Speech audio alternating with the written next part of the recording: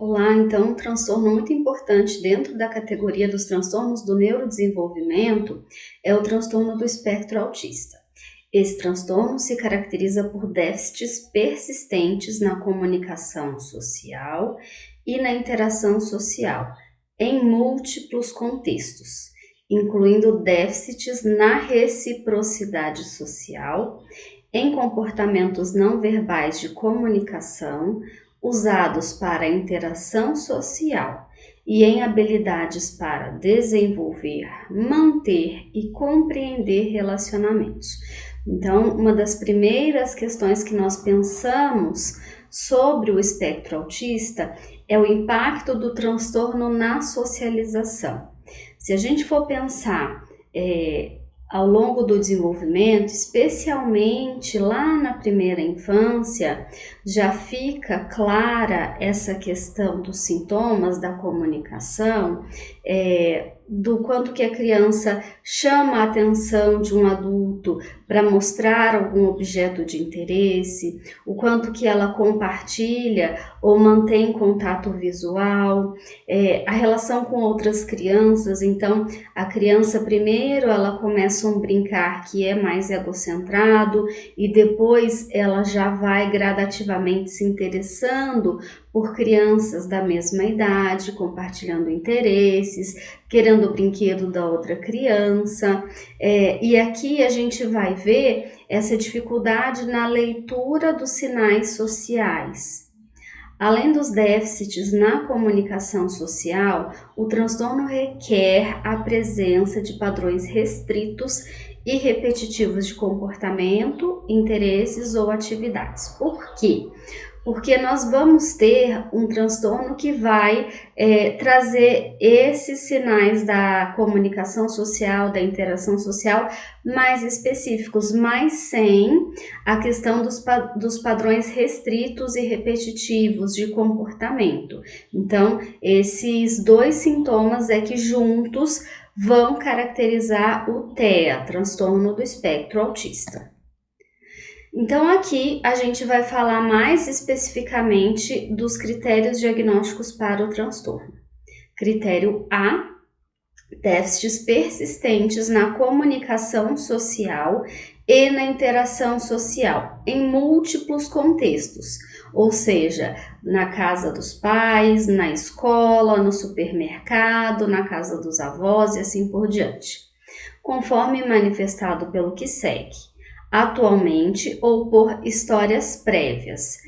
Os exemplos são ilustrativos e não exaustivos, então o DSM ele vai dar alguns exemplos para a gente ter algum parâmetro de possíveis comportamentos ou dificuldades, mas outros exemplos poderiam preencher os critérios. Então, critério 1, déficits na reciprocidade socioemocional, variando, por exemplo, de abordagem social anormal e dificuldade para estabelecer uma conversa normal.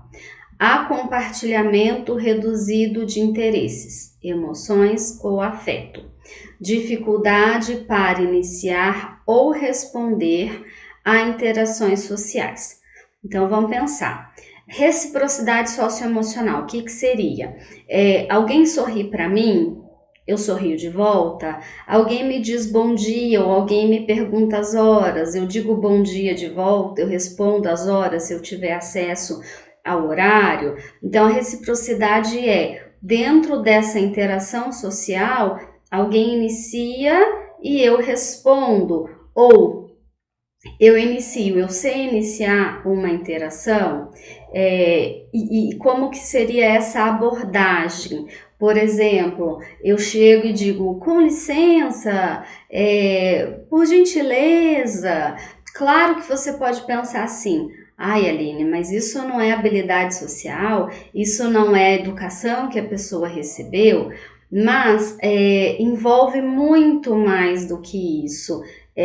Não é, por exemplo, o não pedir licença, é assim, não saber como se aproximar, ou, por exemplo, cutucar a pessoa quando se quer alguma coisa, e em múltiplas situações que envolvam chamar a atenção de alguém em relação a alguma informação, algum objeto, e não conseguir, ao longo de várias situações sociais, entender essas nuances que são de como eu abordo alguém, de como eu peço alguma coisa, de como eu dou continuidade a uma conversa. 2. Déficits nos comportamentos comunicativos não verbais usados para a interação social, variando, por exemplo, de comunicação verbal e não verbal pouco integrada, a anormalidade no contato visual e linguagem corporal, ou déficits na compreensão e uso de gestos, ausência total de expressões faciais e comunicação não verbal. Então, quando a gente está interagindo com as pessoas, a parte não verbal complementa bastante a interação e a compreensão. Então, se a gente pensar, por exemplo,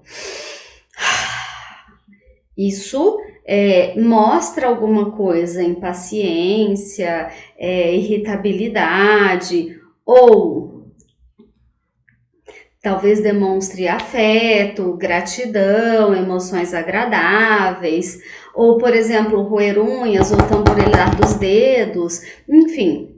Então, a comunicação não verbal, ela vai complementar o conteúdo daquilo que está sendo dito. E aqui vai haver, então, uma dificuldade de manter uma comunicação não verbal, uma linguagem corporal que complemente aquilo que está sendo dito. E também uma dificuldade em entender aquilo que complementa essa linguagem. E aí a gente tem também de níveis, né? Então, por isso que é espectro, desde um nível mais leve até um nível mais grave, como a ausência total de expressões faciais e a comunicação não verbal. Então, um tom mais monótono, uma entonação mais monótona, uma ausência dessa complementação não verbal. Déficits para desenvolver, manter e compreender relacionamentos, variando, por exemplo, de dificuldade em ajustar o comportamento para se adequar a contextos sociais. Diversos, a dificuldade em compartilhar brincadeiras imaginativas ou em fazer amigos, a ausência de interesse por pares. Então, dentro dessa ideia do desenvolvimento e manutenção de relações sociais, a gente pode observar desde a mais tenra infância, em que muitas vezes a criança usa a brincadeira de faz de conta. Então, oh não, um tubarão, ele vai pegar a gente, pula. Então, quer dizer, a criança com autismo, ela vai ter a dificuldade de inteirar-se, de participar de brincadeiras desse tipo. Talvez ela nem queira interagir com os pares, ela nem tenha interesse na relação com os pares. Ou a ideia, né, a dificuldade de ajustar o comportamento ao contexto social. Por exemplo, se a gente pensar uma festa infantil, a gente sabe que os docinhos são depois do parabéns, que se corta o bolo depois dos parabéns. Então, são convenções sociais de como se dão os aniversários, as festas infantis. Ou, por exemplo, se eu vou participar, vamos imaginar já na vida adulta, se eu vou participar de uma apresentação de uma banca de defesa de mestrado ou de doutorado, eu sou ouvinte, eu sou espectador, então eu fico lá apenas assistindo, eu não faço perguntas, eu não levanto a minha mão, enfim. Então, esses protocolos sociais, eles costumam apresentar uma certa dificuldade. Critério B. Padrões restritos e repetitivos de comportamento, interesses ou atividades. conforme manifestado por pelo menos 2 dos seguintes: atualmente ou por história prévia. Então, de novo, os exemplos vêm como ilustração e não são exaustivos. Movimentos motores, uso de objetos ou fala estereotipados ou repetitivos, por exemplo, estereotipias motoras simples, alinhar brinquedos ou girar objetos, ecolalia, frases idiosincráticas. Então, ecolalia, repetir algo que outra pessoa disse ou ficar repetindo sucessivamente a mesma palavra, ou frases que são próprias da criança, que não tem relação com um diálogo, com algo que esteja sendo conversado num dado momento, ou por exemplo, quando a gente pensa na questão do brinquedo, então a criança não brinca com o brinquedo, mas ela vai alinhar os brinquedos. Muitas vezes elas se interessam muito por objetos giratórios, então elas podem colocar uma bicicleta de cabeça para baixo e ficar girando aquela roda por muito tempo, a hélice de um ventilador, ou ficar observando o movimento da roupa numa máquina de lavar. Então, ela usa os objetos de um jeito diferente do que as outras pessoas ou do que aquele objeto acabou sendo pensado. Insistência nas mesmas coisas. Adesão inflexível a rotinas ou padrões ritualizados de comportamento verbal ou não verbal. Por exemplo, sofrimento extremo em relação a pequenas mudanças, dificuldades com transições, padrões rígidos de pensamento, rituais de saudação, necessidade de fazer o mesmo caminho ou ingerir os mesmos alimentos diariamente. Então, muitas mães, muitos responsáveis por crianças com autismo vão reclamar de uma seletividade alimentar. A criança só come alimentos na cor branca, só come alimentos na cor vermelha, ou não come determinado tipo de textura. Então, por exemplo, textura de purê não come. Enfim, então é comum essa seletividade alimentar, essa adesão a rotinas. Então, por exemplo, acorda sempre o mesmo horário, vai assistir sempre o mesmo desenho, e aí se aquele desenho saiu do catálogo da TV, tem uma crise. Ou, por exemplo, dorme sempre na própria cama, e daí se os pais viajam e tem que dormir num outro lugar, em outra cama, em outra residência, a criança pode ter uma crise. Então, sempre que é preciso mudar uma rotina, isso é extremamente ruim para a criança. Geralmente, ela tem um brinquedo que é o objeto de predileção. Então, eventualmente, se esse brinquedo some, a criança também pode ter uma crise. Então, em geral, os pais começam a perceber essa rotina, esse ritual, aquilo que tira um pouco a criança do eixo, e tendem a aderir a essa rotina, porque aí eles percebem que a criança fica mais calma, mais tranquila, tem menos crises. O problema é que nem sempre a gente consegue manter essa rotina previamente estabelecida, e aí a gente pode ter algumas crises, algumas dificuldades. 3. Interesses fixos e altamente restritos, que são anormais em intensidade ou foco. Por exemplo, apego ou preocupação com objetos incomuns, interesses excessivamente circunscritos ou perseverativos. Então, às vezes, tem uma coisa que é chamada de hiperfoco. Então, por exemplo, a criança tem um interesse especial por datas.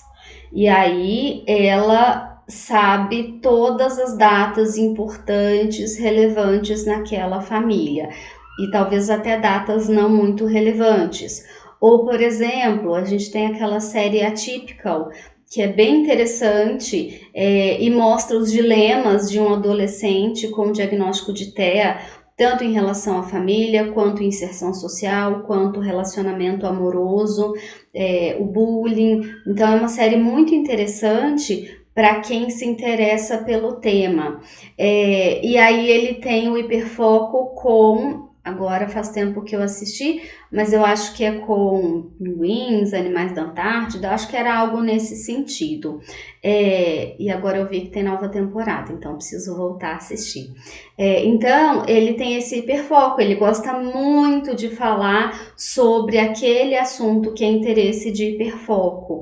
O problema é que as pessoas muitas vezes se cansam e não é assunto de interesse delas, ou se a gente for pensar na juventude, na adolescência, os interesses são outros, completamente diferentes. Então muitas vezes ela não consegue se socializar porque ela não consegue flexibilizar a ideia de que só eu gosto desse assunto, só eu gosto desse tema. Hiper ou hiporreatividade a estímulos sensoriais ou interesse em comum por aspectos sensoriais do ambiente.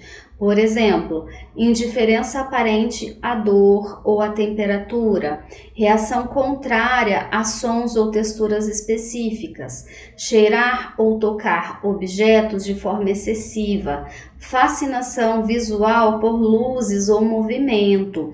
Então, talvez um barulho, um ruído que para pessoas sem o diagnóstico possam passar até despercebidos ou entrar em habituação. Imagina, por exemplo, quando você entra numa sala que tem um barulho de ar-condicionado.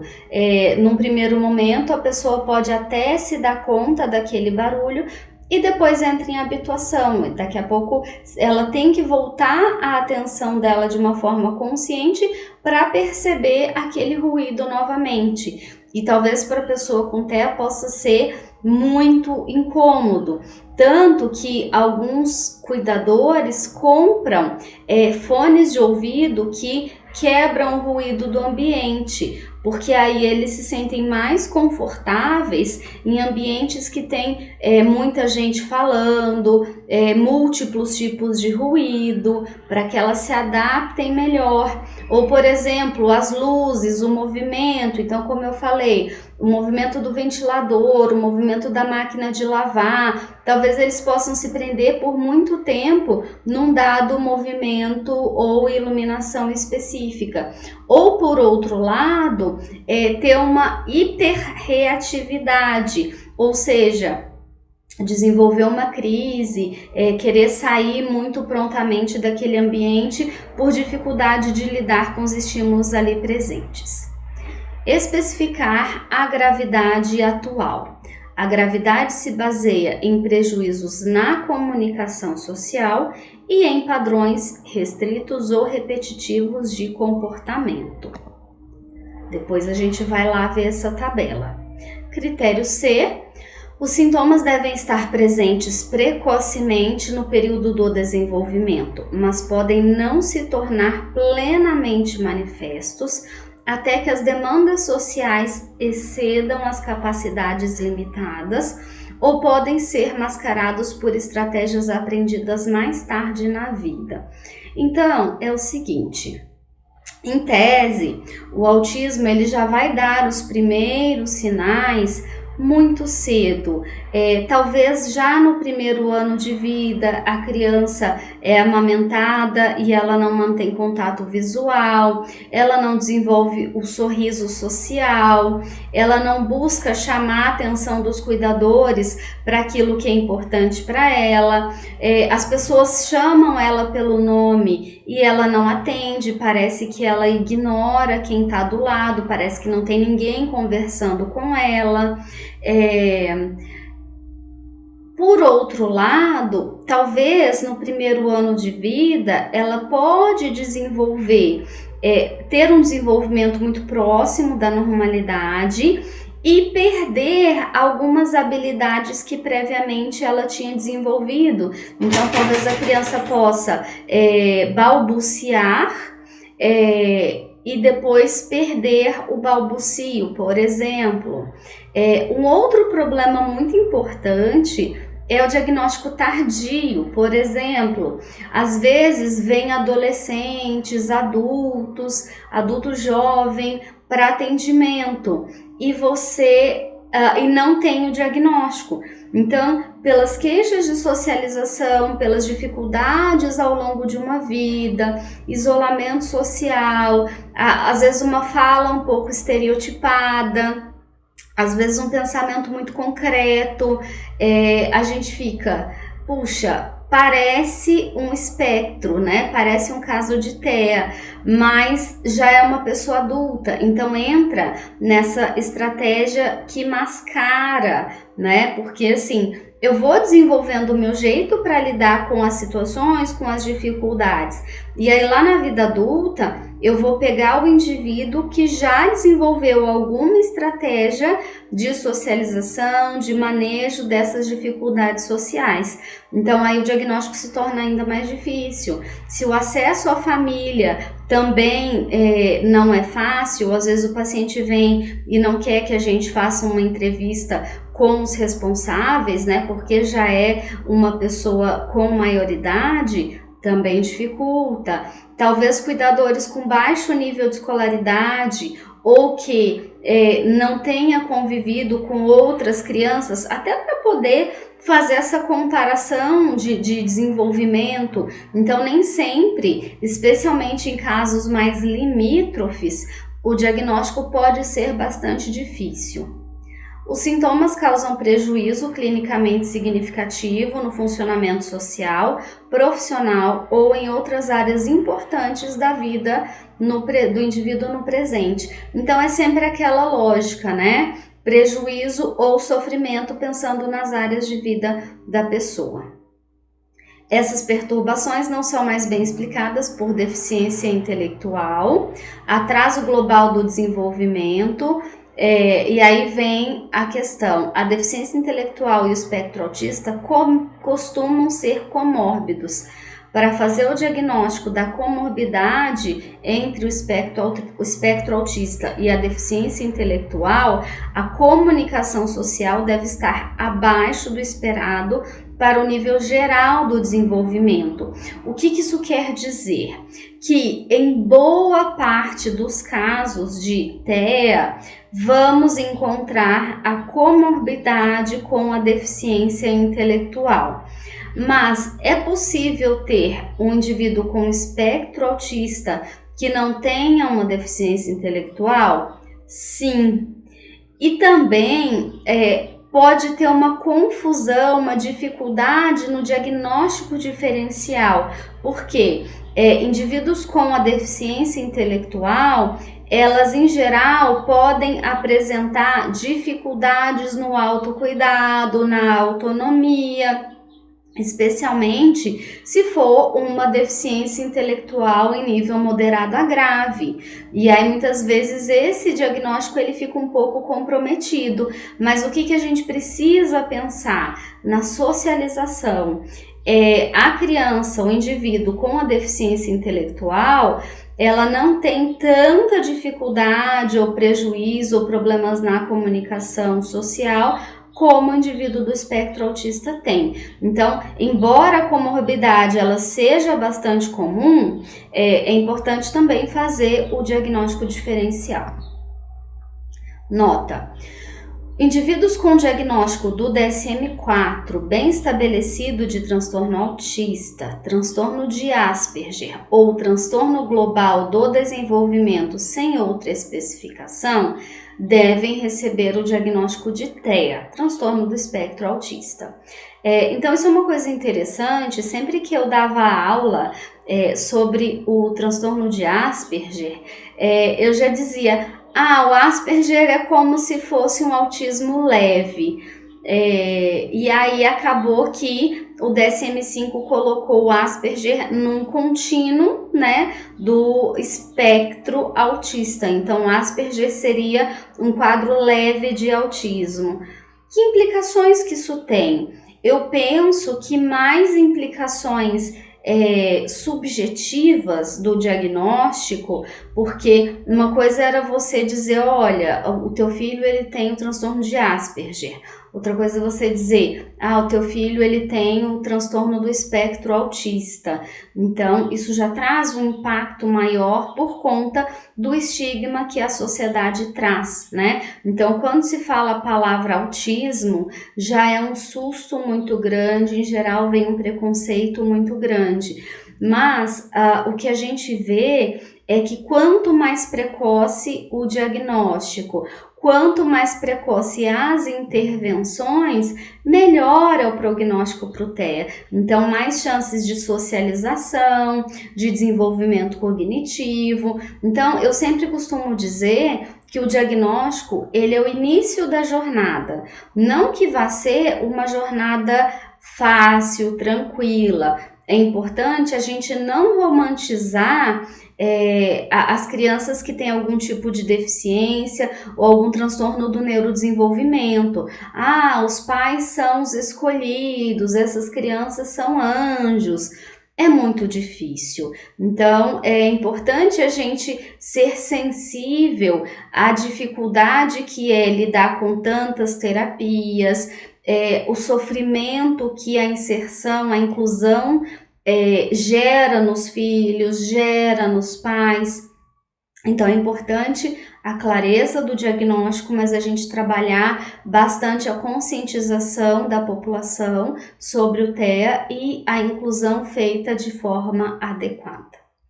Indivíduos com déficits acentuados na comunicação social, cujos sintomas, porém, não atendam de outra forma critérios do espectro autista, devem ser avaliados em relação ao transtorno da comunicação social pragmática. Ou seja, se não tem o comportamento estereotipado, mas tem uma dificuldade, um prejuízo acentuado na comunicação social, então o diagnóstico vai ser transtorno da comunicação social pragmática. Bom, então aqui os níveis de gravidade, pensando nos dois tipos de sintomas. Os sintomas que vão permear a comunicação social e os sintomas que vão permear comportamentos restritos e repetitivos.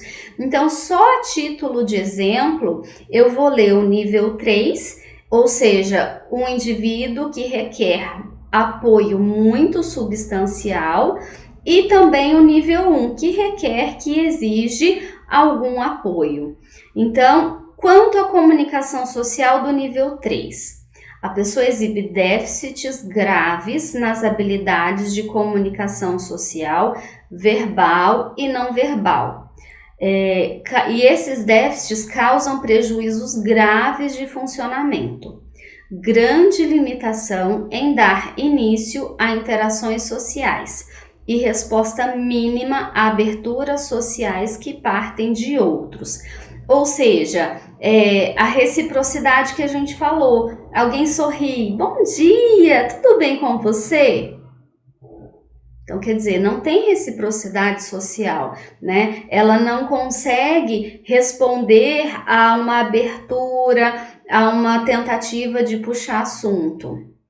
Por exemplo, uma pessoa com fala inteligível, de poucas palavras, que raramente inicia interações e, quando faz, tem abordagens incomuns apenas para satisfazer a própria necessidade e reage somente a abordagens sociais muito diretas. Então, por exemplo, se ela quer alguma coisa, ela pode pegar no braço de uma pessoa e levá-la para mostrar aquilo que ela quer. Então, isso está de acordo com o interesse e não com a reciprocidade social. Exemplo de comportamentos restritos e repetitivos, pensando no nível 3, que exige apoio muito substancial. Inflexibilidade de comportamento, extrema dificuldade em lidar com a mudança ou outros comportamentos restritos e repetitivos, interferem acentuadamente no funcionamento em todas as esferas. Grande sofrimento, dificuldade para mudar o foco ou as ações. Então, como a gente vê, imagina, por exemplo, que vai se ter uma festa de aniversário do irmão ou da irmã.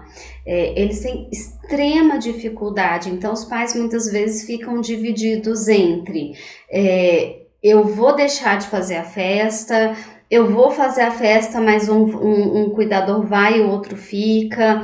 Eu levo a criança, o adolescente, o adulto para a festa, correndo o risco de provavelmente ter dificuldades naquela interação, naquela mudança de ambiente. Então, esses rituais que são muitas vezes repetitivos, eles acabam atrapalhando muito a rotina da família, especialmente se a criança se nessa família tem outros irmãos, outros familiares que moram junto, porque a tendência, quando é um nível que exige apoio substancial, é toda a família agir em prol dessa rotina, até para evitar novas crises. Então, por exemplo, tem um quadro do Fantástico em que tem um menino que ele toma banho muitas vezes ao dia, então ele só se acalma embaixo do chuveiro. Os pais não dormem bem, porque durante a noite ele acorda e vai tomar banho. A casa não tem móveis inteiros, porque eventualmente ele se bate, ele quebra os móveis. Os pais dizem que ele se acalma quando ele está andando de carro. Então, o trabalho dos pais é anunciar, fazer propaganda por meio do carro, na vizinhança. Então, quer dizer, eles percebem aquilo que deixa o menino mais calmo e acabam aderindo a própria rotina a esses comportamentos e esses padrões do filho. Agora o nível 1, né, que seria um nível um pouco mais leve, porque eu teria o nível 2 que exige apoio substancial e o nível 1 que exige apoio.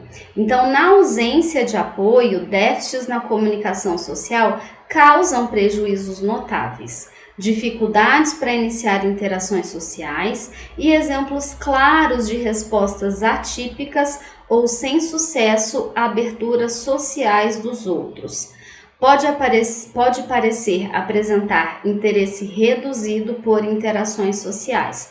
Por exemplo, uma pessoa que consegue falar frases completas e envolver-se na comunicação, embora apresente falhas na conversação com os outros. Então, lá naquela série Atípico é interessante que ele está fazendo com a terapeuta um treino de habilidades sociais. E aí ela vai falar em como ele pode responder aos outros ou como ele pode se aproximar. E daí ela fala para ele sorrir, para ele dar um leve sorriso. E aí ele faz assim? Aí ela, um pouco menos. Menos. Isso. Então ele tem dificuldade, ele traz muito essa coisa literal, o pensamento concreto, e ele trabalha numa loja de eletrônicos, de informática, e ele tem um amigo que tem muita habilidade social, até demais, porque ele vive faltando ao trabalho e aplicando mentiras, e daí o personagem que tem o diagnóstico de TEA, ele tem dificuldade de lidar com isso, quer dizer, como eu vou mentir para você? Isso é uma mentira, eu não posso dizer mentiras. Então, mostra de uma maneira com humor como que essas interações vão acontecendo e a dificuldade na comunicação social, e depois ele vai para a universidade, então essa inserção nesse ambiente mostra também a superproteção, né? Então a mãe com uma dificuldade muito grande de trabalhar a autonomia do filho pelo medo que ele seja rejeitado, pelo medo que ele sofra. Então é muito compreensível a dificuldade das mães muitas vezes de trabalhar a autonomia, porque muitas vezes essas crianças ou esses adolescentes são vítimas de bullying. no exemplo da série, quando eles têm lá um anuário com fotos e um tem que escrever no anuário do outro, a forma como ele acaba sendo ridicularizado. Então, é natural que os cuidadores tenham medo e acabem indo pelo caminho da superproteção. E no caso de comportamentos restritos e repetitivos, no caso do nível 1, exigindo apoio, inflexibilidade de comportamento causa interferência significativa no funcionamento em um ou mais contextos, dificuldade em trocar de atividade, problemas para organização e planejamento são obstáculos à independência. Então, muitas vezes se realiza o chamado treino para autonomia, treino para situações que envolvem mudança de rotina, a questão da organização, porque a ideia é que eles possam se tornar o mais autônomo possível, para que eles possam ter um trabalho, ter uma vida social, claro que entendendo as dificuldades, aceitando as limitações, mas não partindo do princípio de que ele não será capaz ou ele não vai conseguir. A gente não tem como ter uma ideia clara do que cada indivíduo será capaz. Então, nós trabalhamos com a estimulação, com o treino de habilidades, com o treino da autonomia. Especificar-se com ou sem um comprometimento intelectual concomitante, a deficiência intelectual, com ou sem comprometimento da linguagem concomitante. Algumas crianças com TEA, elas demoram a iniciar a linguagem, e esse já é um sintoma importante do quadro, quer dizer, por volta dos 2 anos, a criança em geral, ela já deveria saber falar palavras, inclusive indicando ações. Quero água, tô com sede, cachorro, uau, uau, enfim, aos 4 anos a criança já tem um repertório verbal completo, ela só vai passar a ampliar esse repertório verbal. Então, muitas vezes, o atraso na aquisição da linguagem é um sinal de alerta para o autismo. Você pode ver dentro do espectro pessoas que têm uma fala muito bem desenvolvida, mas às vezes uma fala robótica. Por exemplo, na linguagem coloquial ou mesmo que a gente fala no dia a dia, mesmo que eu gravo os vídeos, eu tô com fome, eu tô com sede, eu queria ir na praia, ir e não ir, né? A conjugação verbal da fala geralmente é diferente da conjugação verbal escrita. Será que vocês vão querer sair hoje à noite? Você tá a fim de sair hoje? Então, essa linguagem mais coloquial, da questão da linguagem falada, mais informal, eles muitas vezes não têm. Então, você vai ver uma linguagem muito formal, muito rebuscada. Você gostaria de sair hoje à noite? Então, você vê a conjugação verbal correta, você vê as palavras sem serem comidas.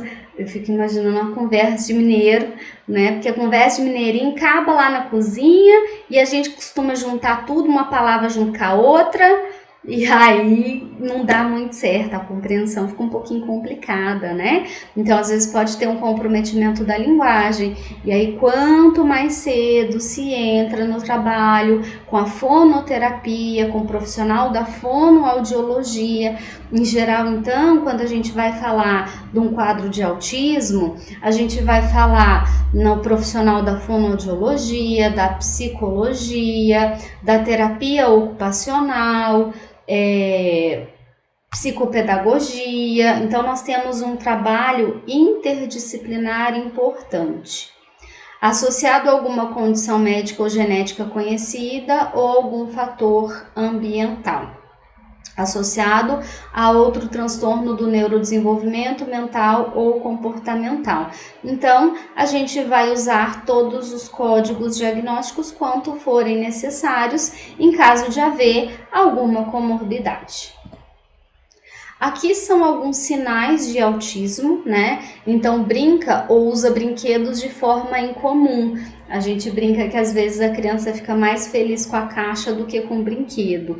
É claro que isso é muito comum para todas as crianças, especialmente se é uma caixa muito grande, ela já entra ali dentro e faz o forte dela para brincar, né? Mas a criança com autismo, ela vai às vezes classificar por cor, por tamanho, por tipo de brinquedo e não fazer o uso do brinquedo em si, tal como talvez a finalidade. Dificuldade de se relacionar com pares da mesma idade. Então, desde a mais tenra infância, a gente já vê, às vezes, um bebê olha para o outro e cutuca o outro, engatinha em direção ao outro. E a criança com autismo, parece que às vezes ela não está ali. Outras crianças chamam, interagem, um indivíduo adulto mostra um brinquedo, e a criança com autismo muitas vezes age como se não tivesse ninguém ali. Hiperatividade ou muita passividade. Então, às vezes, eles podem andar rápido, correr, passar, por exemplo, querer subir nas coisas, mas muitas vezes até sem esse olhar, sem o chamar a atenção do outro, né? Muitas vezes, quando uma criança consegue subir em algum lugar, ela fica toda orgulhosa. Mãe, olha aqui, olha o que eu sei fazer. Olha, eu já sei balançar sozinho. Então, a criança fora do quadro de TEA, muitas vezes, ela gosta de chamar a atenção do outro quanto às habilidades adquiridas. E a criança com TEA, muitas vezes, ela vive lá presa no mundinho dela. Sensibilidade a alguns sons, então ela pode começar a gritar, pode se bater, pode entrar numa crise quando tem algum tipo de som que é diferente do que está habituada. E até às vezes a intensidade, né? A intensidade que para uma pessoa sem o TEA poderia ser considerada normal, para ela já parece muito estridente. Apego a objetos diferentes. Então, de repente, lembrei agora, não é o caso, mas enfim, do filme do Toy Story, né? O garfinho que é de plástico reciclado, enfim. Então, às vezes, ela vai se apegar a um objeto que não tem valor algum, que nem é algum brinquedo, que nem é algo que é direcionado para a criança.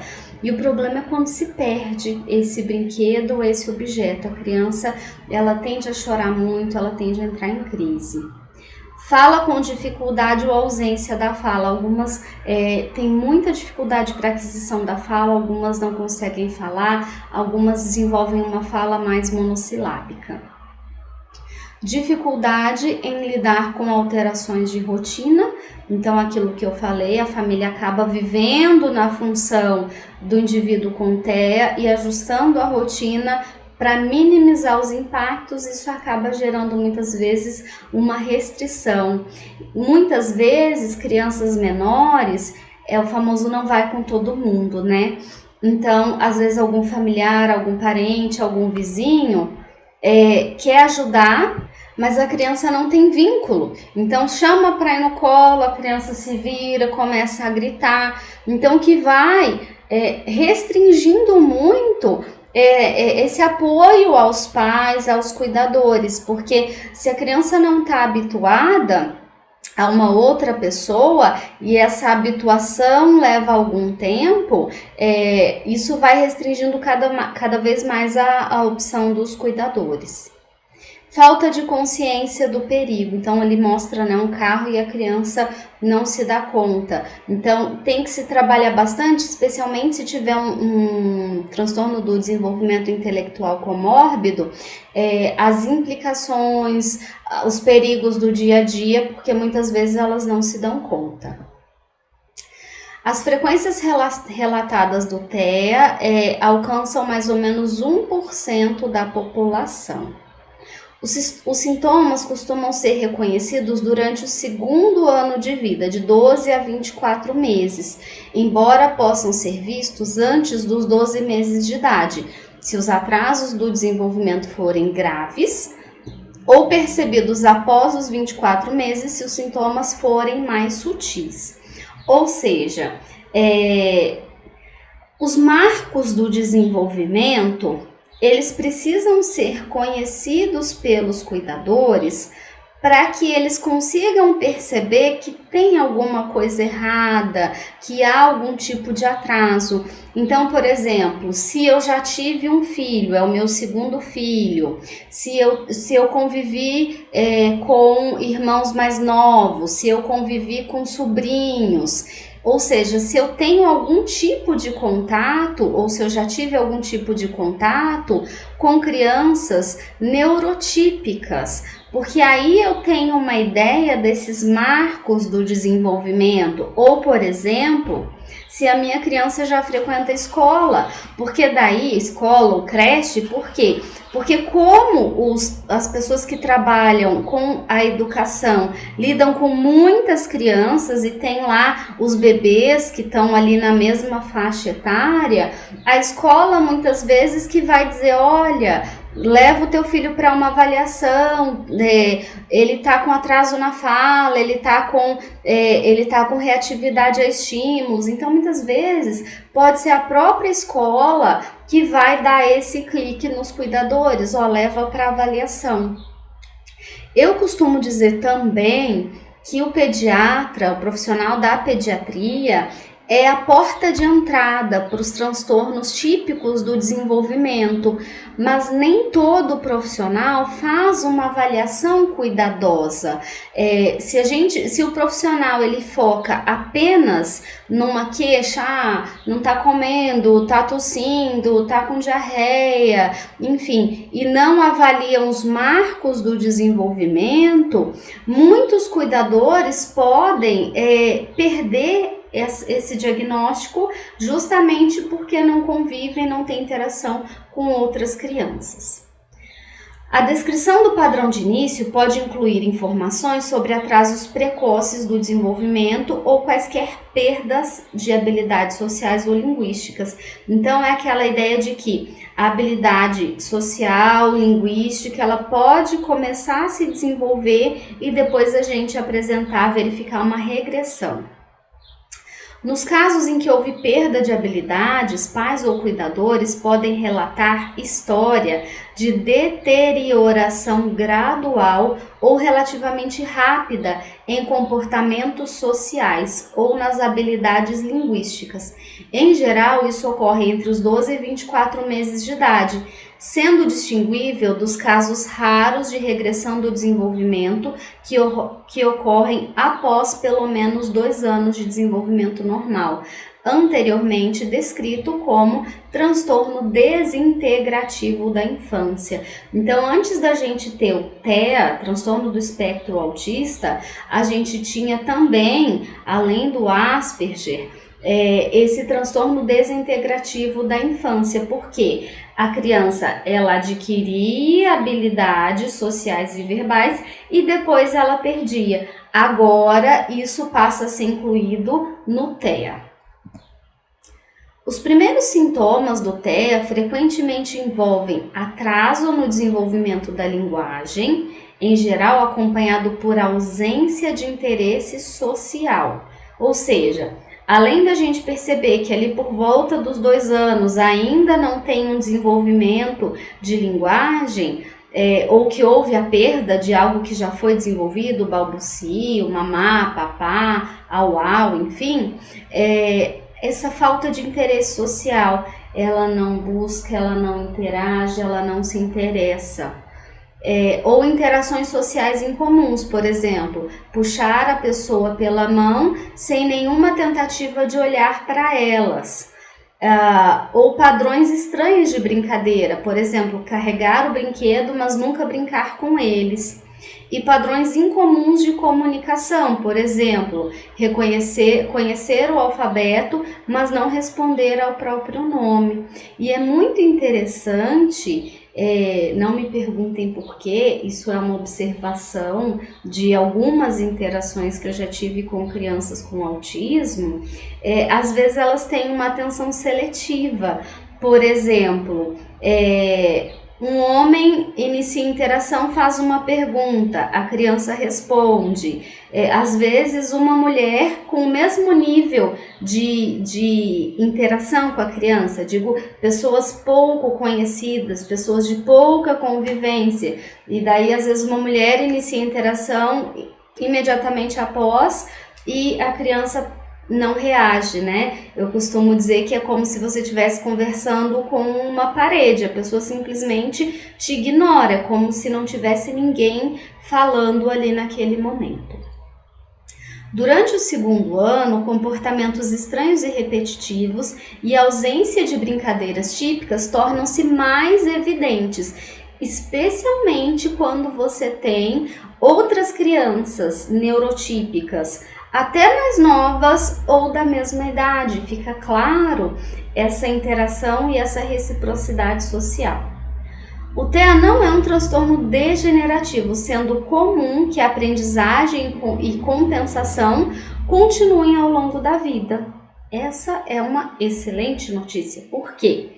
Porque quanto mais cedo eu iniciar a intervenção, quanto mais adequada for a intervenção, melhores resultados em termos de autonomia, de desenvolvimento da linguagem, de interações sociais. Então, a criança, o adolescente, vai ter uma resposta ao tratamento, mas isso precisa atender a uma janela do desenvolvimento. Não que esse desenvolvimento não venha depois, mas a gente costuma dizer que nos primeiros anos de vida, até os 5, 6 anos de idade, o cérebro da criança está fervilhando de novas conexões, de aprendizagens. Então, se eu usar a área social, a área das emoções, a área da reciprocidade socioemocional, eu estou criando caminhos cerebrais que vão ser usados posteriormente. Se eu deixo de estimular, são áreas, caminhos que vão dar mais trabalho depois para serem desenvolvidas. Por isso que eu falo que a informação e o diagnóstico precoce são fundamentais. Os sintomas são frequentemente mais acentuados na primeira infância e nos primeiros anos de vida escolar, com ganhos no desenvolvimento sendo frequentes no fim da infância, pelo menos em certas áreas. Por exemplo, aumento no interesse por interações sociais. Uma pequena proporção de indivíduos apresenta deterioração comportamental na adolescência, enquanto a maioria melhora, e com estimulação, com tratamento adequado, mais ainda. Uma coisa importante é procurar profissionais qualificados. Como assim, Aline? O espectro autista, ele é muito amplo, então a forma de apresentação do transtorno pode ser muito diversa. Você pode ter uma criança que tem, por exemplo, contato visual, que tem o desenvolvimento da linguagem, que demonstra algum tipo de afeto, ao passo que você pode ter crianças que não falam, você pode ter crianças que não têm nenhum tipo de interação ou contato social.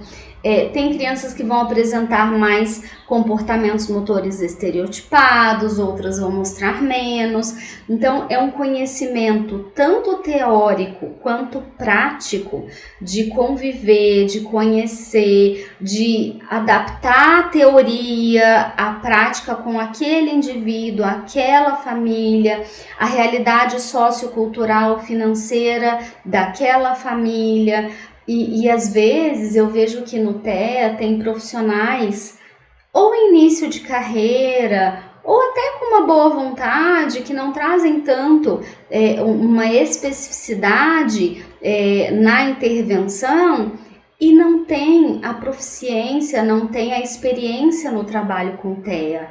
Eu particularmente não trabalho Por quê? Porque eu acho que é uma área muito específica que requer muita dedicação, e o que a gente vê na maioria das vezes é que o profissional que tem experiência com o transtorno, ele acaba trabalhando mais especificamente com essa demanda, porque ele vai adquirindo uma expertise, uma especialização, primeiro que o torna referência na área. Então, são poucas as pessoas numa cidade que vão ter essa expertise. Então, as pessoas acabam fazendo o encaminhamento para esses profissionais.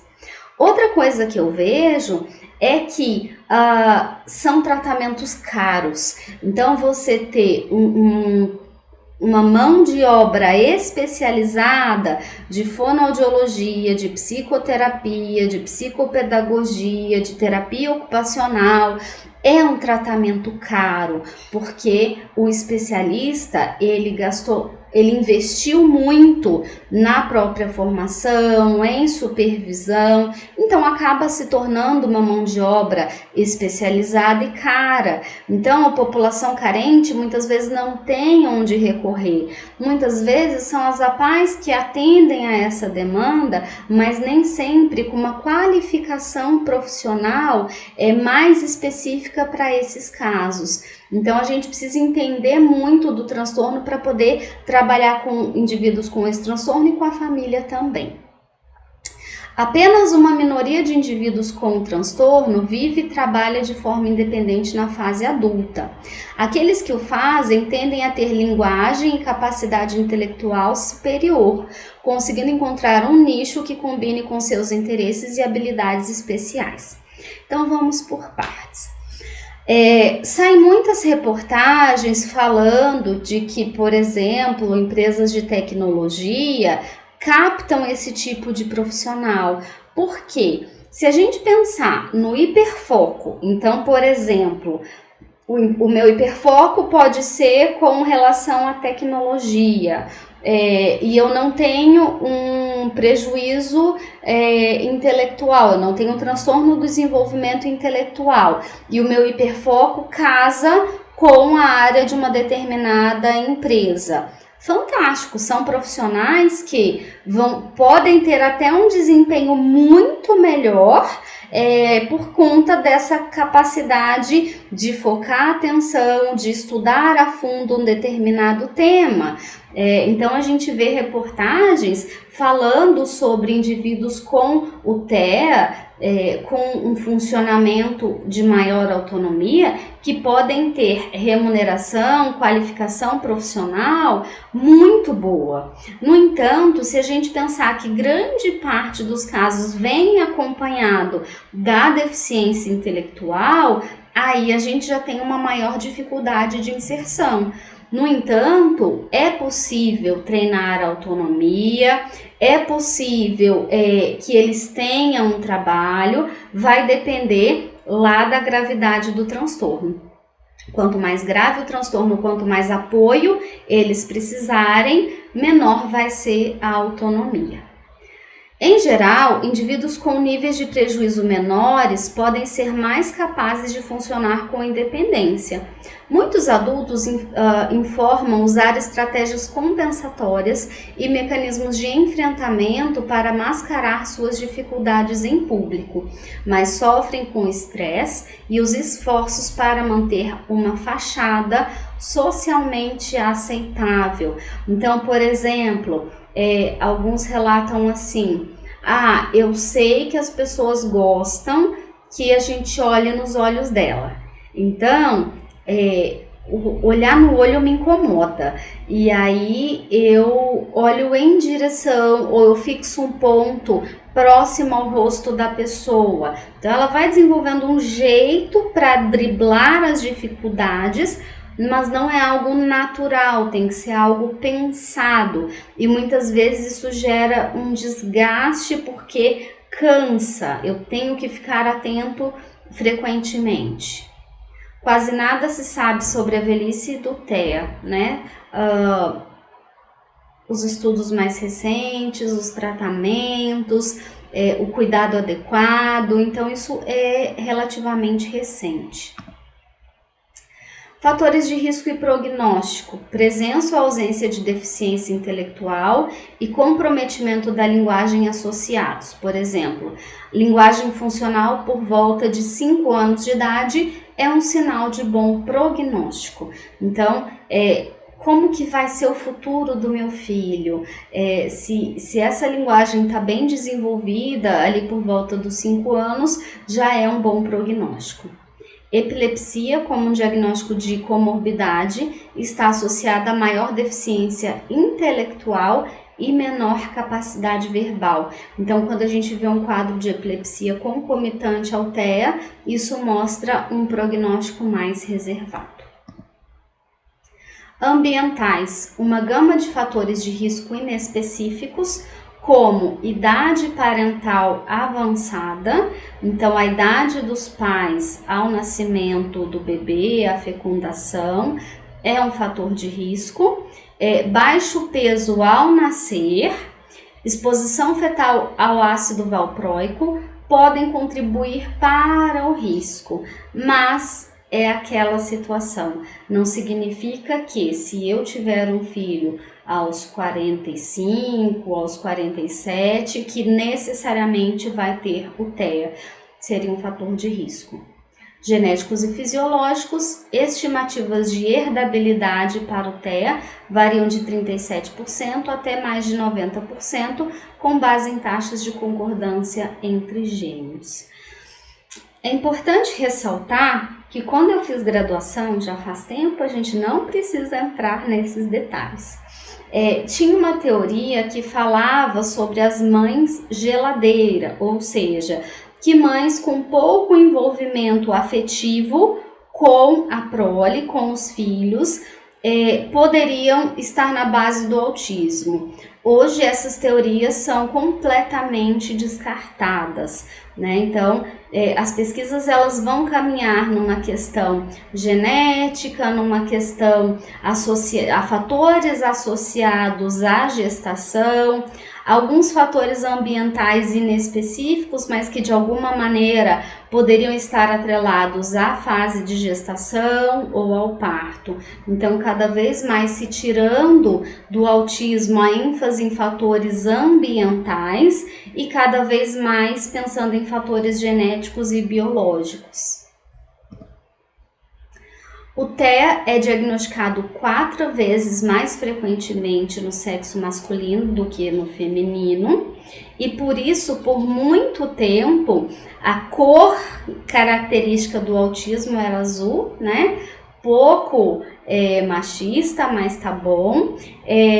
Agora a gente tem aquele símbolo do laço, né? Então, antigamente era o laço azul, hoje já se tem o laço, mas com múltiplas cores, com o símbolo de um quebra-cabeças. E a parte boa é que nós temos agora não, mas mais recentemente, ali nos últimos 5, 6 anos, políticas públicas em prol do autismo. Então, por exemplo, se você olhar com atenção em aeroportos, em alguns estabelecimentos, você tem o símbolo do autismo, do laço multicolorido do autismo para o atendimento preferencial. A grande questão é que o autismo, ele não tem um fenótipo, ele não tem uma característica que você olha para a criança e fala, essa criança tem autismo. Então é muito mal interpretado, né? Por exemplo, se uma mãe ou um pai pega a fila preferencial, mas você tá grávida, o que é, né? Mas aí o laço ali tá representando esse atendimento preferencial.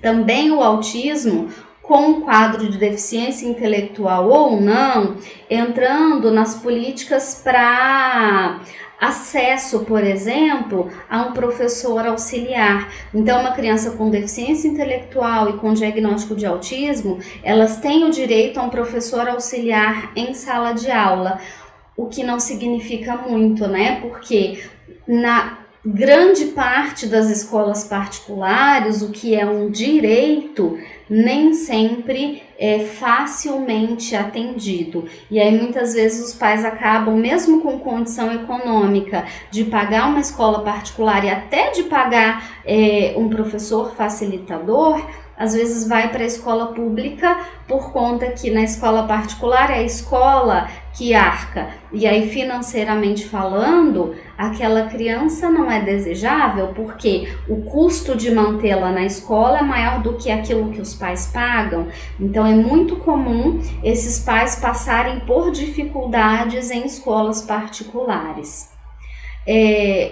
As pessoas do sexo feminino teriam mais propensão a ter a deficiência intelectual concomitante. Então, é um transtorno que predomina nos meninos, mas que pode acometer meninas também. Então, tirando, nem deveria, mesmo que fosse mais frequente, mais comum em meninos, não deveria se ter essa cor azul, mas já teve e agora tem esse lato multicor, que está mais adequado, representando as possibilidades aí para o transtorno.